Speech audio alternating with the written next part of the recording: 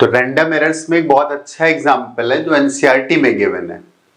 अब एक जैसे होता है कि लोग बहुत सुपरफिशियल स्टडी करते हैं तो फिजिक्स नहीं समझ में आती, तो कभी कभी लगता है कि चीजें बड़ी सिंपल हैं बट उतनी सिंपल होती नहीं है, हम लोग उतना गहराई से सॉल्व नहीं करते। तो एनसीईआरटी में जो एग्जांपल्स दिए गए काफी अच्छे हैं, उनके डिस्कशंस भी काफी अच्छे हैं, लेकिन अगर उस लेवल तक जा करके उनको समझा जाए तो एनसीईआरटी में रैंडम एरर्स के लिए एक बड़ा सिंपल सा एग्जांपल है, अच्छा सा एग्जांपल है, उसको पूरा समझने की कोशिश करते हैं। We measure the period of oscillation of a simple pendulum. Simple pendulum लिया, एक धागा है उसमें एक बॉब कनेक्टेड, उसको हिला दिया तो ऐसे करके ऑसिलेट करता है। और एक ऑसिलेशन का मतलब है कि मीन पोजीशन से चला, एक साइड पर गया एक्सट्रीम तक, फिर वापस मीन पर आया, फिर दूसरी साइड तक एक्सट्रीम तक गया, फिर वापस वहीं पर आ गया, तो इसको बोलते हैं कि एक ऑसिलेशन कंप्लीट हो गया। और जब एक ऑसिलेशन कंप्लीट हो जाता है तो उस प्रोसेस में जो टाइम लगता है उसी को हम लोग बोलते हैं टाइम पीरियड।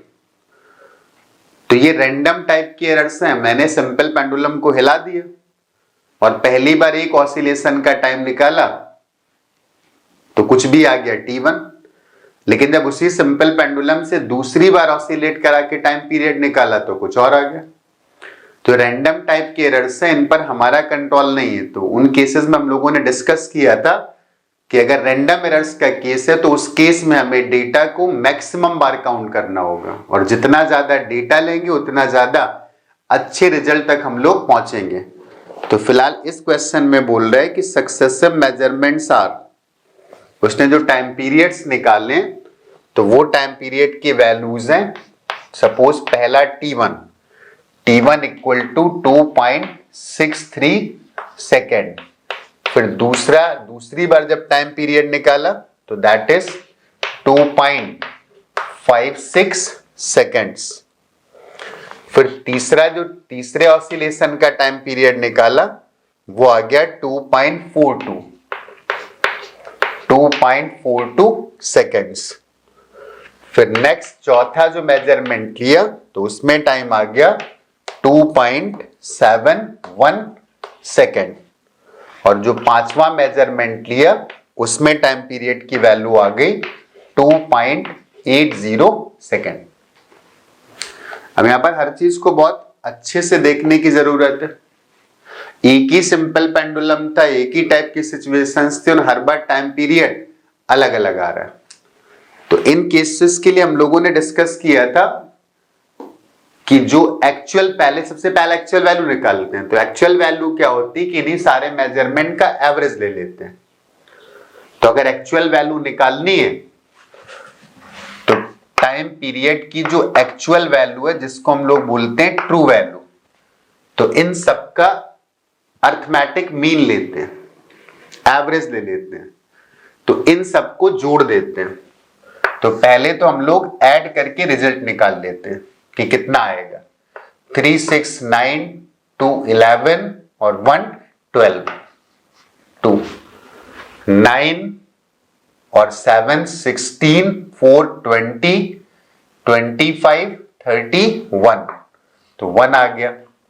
3 + 2 5 + 2 7 + 2 9 + 2 11 और 2 13, तो इन सबका जो सम आ गया सिग्मा टी वो आ गया 13.12। तो हमें इसकी ट्रू वैल्यू निकालनी, मतलब इसका मीन कैलकुलेट करना है। तो इन सबका जो मीन आता है, एवरेज आता है, उसी को हम लोग बोलते हैं ट्रू वैल्यू। तो टाइम पीरियड की जो ट्रू वैल्यू आएगी वो 13.12, और चूंकि 5 मेजरमेंट्स थे तो इसको हम लोग 5 से डिवाइड कर देते हैं। तो 5 से डिवाइड करेंगे तो ये आ जाएगा 2.6। पहले 5 से डिवाइड करोगे 2, 6, फिर 2 और फिर 4, तो 2.624 सेकेंड्स। लेकिन यहां पर जब भी कभी कैलकुलेशन करना है पेपर में या किसी भी क्वेश्चन में, तो हमें हर चैप्टर में सिग्निफिकेंट फिगर्स का ख्याल रखना है। तो हम लोगों ने एक रूल डिफाइन किया था कि जब ऐड करते हैं या सब्सट्रैक्ट करते हैं तो डेसिमल के बाद कम से कम प्लेसेस तक आंसर लिखते हैं। तो डेसिमल के बाद हर एक मेजरमेंट में केवल 2 प्लेसेस हैं, तो हमें अपना आंसर भी केवल डेसिमल के बाद 2 प्लेस तक लिखना है। तो इस नंबर को हमें राउंड ऑफ करना है यहां तक। तो राउंड ऑफ करने के रूल में क्या था कि अगर नंबर 5 से छोटा है तो उसको एज इट इज हटा देते हैं। तो ये चूंकि 4 है तो 5 से छोटा है, तो इसकी जो वैल्यू आ गई उसको हम लोग लिख सकते हैं 2.62 सेकेंड्स। तो हमें टाइम पीरियड की एवरेज वैल्यू मिल गई और इसी को हम लोग बोलते हैं ट्रू वैल्यू या एक्चुअल वैल्यू, क्योंकि एक्चुअल वैल्यू पता नहीं होती, नेचर गिवन नहीं होती, हमें कोई भी वैल्यू निकालनी पड़ती है। तो पहला स्टेप कंप्लीट हो गया in case of random errors कि हमें सारे डेटा का अरिथमेटिक मीन निकालना है, एवरेज निकालना है, लेकिन जब वो रिजल्ट लिखना है तो इस बात का बहुत ख्याल रखना है कि हमें वो रिजल्ट कितने सिग्निफिकेंट डिजिट्स में रखना है। तो चूंकि सारे नंबर में डेसिमल के बाद 2 प्लेसेस तक वैल्यूज थी, तो हमें अपना आंसर भी डेसिमल के बाद 2 प्लेसेस तक लिखना है। अब क्या करते हैं, जितने भी मेजरमेंट थे इसको ट्रू वैल्यू मान करके उन सारे मेजरमेंट की हमें एब्सोल्यूट एरर्स निकालनी। तो जो पहला मेजरमेंट था इसकी जो एब्सोल्यूट एरर निकालेंगे डेल्टा T1, दूसरा मेजरमेंट था उसकी एब्सोल्यूट एरर डेल्टा T2, तीसरा मेजरमेंट था उसकी एब्सोल्यूट एरर डेल्टा T3, इसकी डेल्टा T4 और जो लास्ट मेजरमेंट था उसकी एब्सोल्यूट एरर डेल्टा T5। तो एब्सोल्यूट एरर का मतलब मेजरमेंट का एक्चुअल वैल्यू से डिफरेंस। तो एक्चुअल वैल्यू थी 2.62 और ये मेजरमेंट था 2.63। तो ये पहले मेजरमेंट की एब्सोल्यूट एरर आ गई और इसको हम लोग लिख सकते हैं 0.01 सेकेंड्स। जो दूसरा टाइम पीरियड का मेजरमेंट था, तो दूसरा मेजरमेंट क्या था 2.56 और एक्चुअल वैल्यू क्या थी 2.62। तो यहां पर सब जगह 2.62 लिख देते हैं क्योंकि इसी से हमें डिफरेंस कैलकुलेट करना है। 2.62 और ये मेजरमेंट था 2.56, ये मेजरमेंट था 2.42 और ये मेजरमेंट था 2.71 और लास्ट मेजरमेंट था 2.80। ये वाली जो वैल्यू आएगी वो निगेटिव आएगी, इसको इसमें सब्सट्रैक्ट करेंगे तो दिस वैल्यू विल बी 0.06। इसमें इसको सब्सट्रैक्ट करेंगे तो ये आएगा 0.06। यस, और ये वैल्यू पॉजिटिव आएगी 2.62 माइनस 2.56। इसमें इसको सब्सट्रैक्ट करेंगे तो ये आएगा 0.20 और ये वैल्यू भी पॉजिटिव आ रही। फिर इसमें इसको अगर सब्सट्रैक्ट करते हैं तो ये वैल्यू आएगी निगेटिव और ये आएगी -0.09।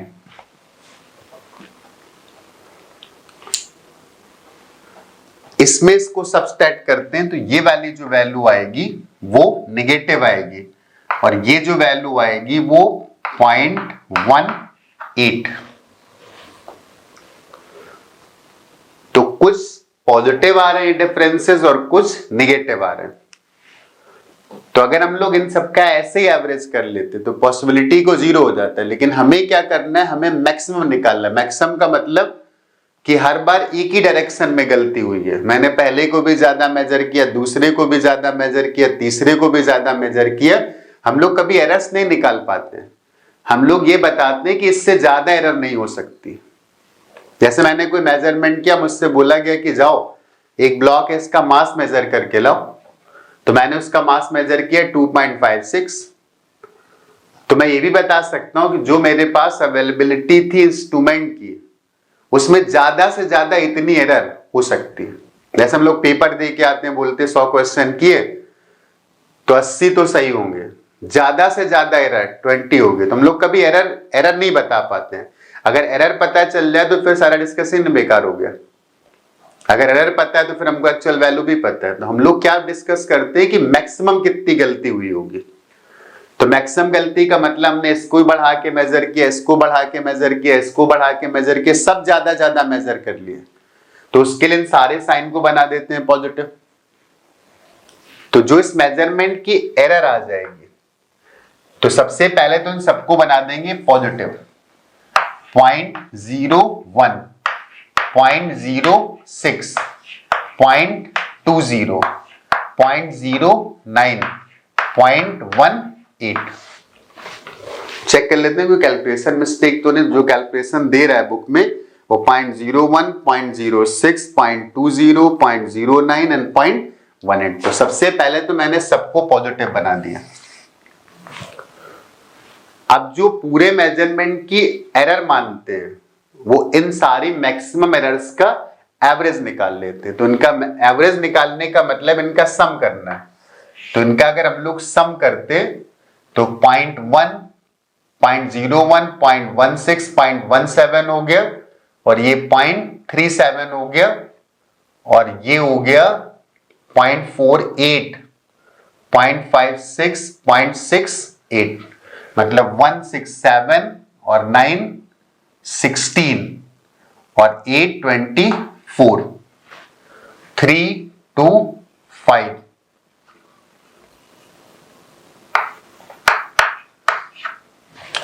.54। तो इस ये जो इन सबका टोटल सम आ गया। तो जो एरर्स की एवरेज वैल्यू आएगी वो 0.54 अपॉन 5 एरर्स थी। इन सबका अरिथमेटिक मीन निकालते हैं। सबका साइन पॉजिटिव क्यों कर दिया?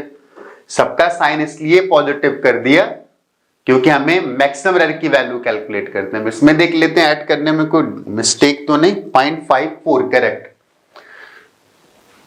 5 मेजरमेंट से तो 5 से डिवाइड कर दिया, तो यह आ गया 0.1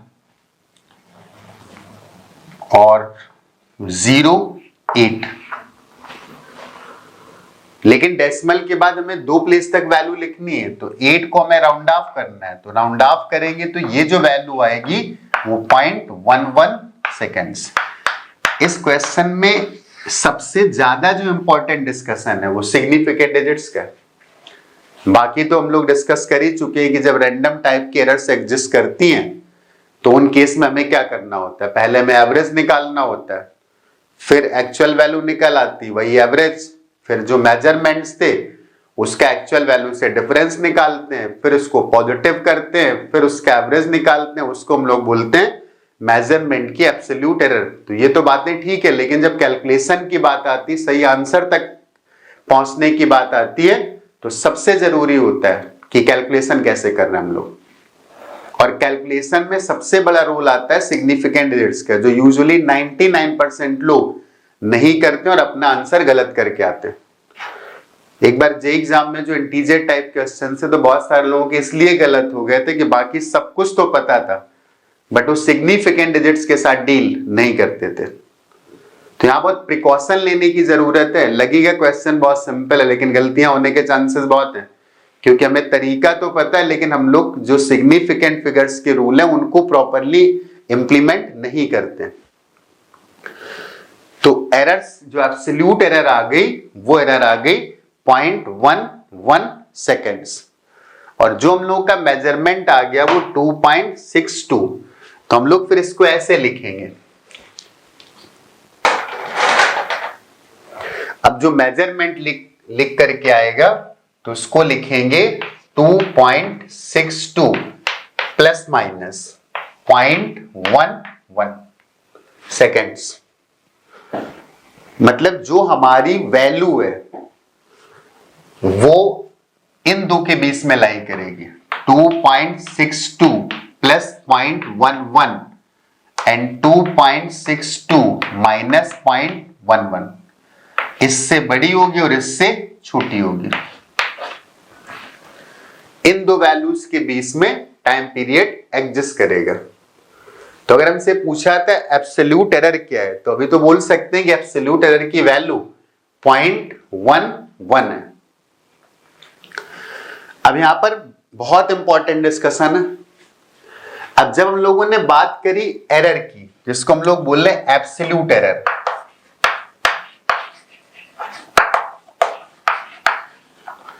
तो एब्सोल्यूट एरर 0.11 सेकेंड, सबसे इंपॉर्टेंट डिस्कशन यहां पर होगा। तो इस डिस्कशन में हम लोग देखते हैं कि एरर डेसिमल के पहले प्लेस में ही आ रही है।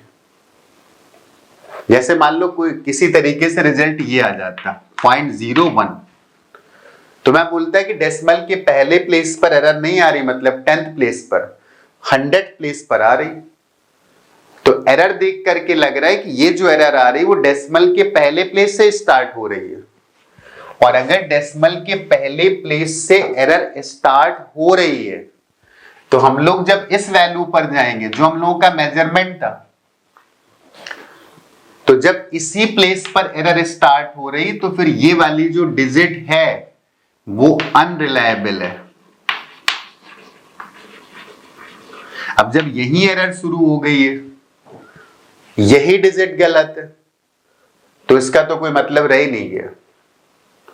अब ये गलत होने का मतलब ये 0.7 भी हो सकता था, 0.5 भी हो सकता था। इन दोनों को चेक करेंगे तो ये वाली वैल्यू आ जाएगी 2.73 और इसको सब्सट्रैक्ट करेंगे तो 2.51।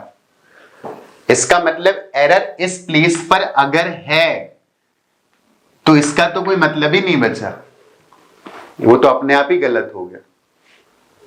तो वैसे हम लोग डिस्कशन कर रहे थे डेसिमल के बाद 2 प्लेसेस तक का, लेकिन जब एरर्स के कैलकुलेशन करें तो डेसिमल के पहले प्लेस पर एरर आ गई, तो डेसिमल के दूसरे प्लेस की जो हम लोग वैल्यू लिख रहे हैं वो वैल्यू रिलायबल नहीं। जब यही रिलायबल नहीं तो ये कहां से रिलायबल होगी? तो फिर हम लोग इस मेजरमेंट को ऐसे लिखेंगे 2.6। जब 0.6 में ही अनरिलायबिलिटी है तो फिर इसके बाद वैल्यू लिखने की जरूरत नहीं। जब यही नहीं पता है कि 7 है कि 5 है या 6 है तो इस वैल्यू का कोई मतलब नहीं होगा। तो हमें केवल डेसिमल के एक प्लेस तक डील करना होगा। डेसिमल के अगर एक प्लेस तक डील करना है तो हम लोग फिर इसको लिखेंगे 0.1। जबकि सिग्निफिकेंट फिगर्स के रूल कह रहे थे कि जो एक्चुअल वैल्यू थी वो डेसिमल के बाद 2 प्लेसेस तक आनी चाहिए। एरर की जो वैल्यू आ रही वो भी डेसिमल के 2 प्लेसेस तक आनी चाहिए, लेकिन एरर स्टार्ट ही कहां से हो गई? एरर स्टार्ट हो गई डेसिमल के पहले प्लेस से। इन केस अगर ऐसा मेजरमेंट आता है, इसको समझने के लिए बोल रहा हूं कि वो एरर आ जाती कुछ 1.11 ऐसे आ जाती। तो अगर एरर 1.11 आने लगती, इसका मतलब एरर इस प्लेस पर आ गई, तो इन 2 प्लेसेस का कोई भी मतलब नहीं होता। और ये वाली एरर आने का मतलब फिर हमारा 6 से भी कोई मतलब नहीं होता, तो 6 को भी हटा देते हैं।